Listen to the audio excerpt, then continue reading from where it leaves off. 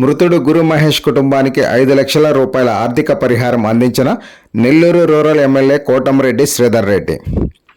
ఇటీవల BV Nagar KNR school విద్యార్థి గురు మహేష్ మృతి చెందిన విషయం తెలిసిందే. అదే రోజు టీడీపీ నాయకులు జరిగిన సంఘటనను జిల్లా మంత్రుల దృష్టికి తీసుకువెళ్లడం జరిగింది. జిల్లా మంత్రులు పొంగూరు నారాయణ, ఆనం రామనారాయణ రెడ్డి స్పందించి విద్యాశాఖ మంత్రి నారా లోకేష్తో మాట్లాడి ప్రభుత్వం తరపున 5 లక్షల రూపాయల ఆర్థిక పరిహారం ప్రకటించారు. జరిగిన సంఘటన మీద జిల్లా కలెక్టర్ గారు స్పందించి ఒక కమిటీ వేయడం జరిగిందని, విచారణ జరిపి మానవ తప్పిదం ఉంటే ఖచ్చితంగా చర్యలు చేపడతామని తెలిపారు.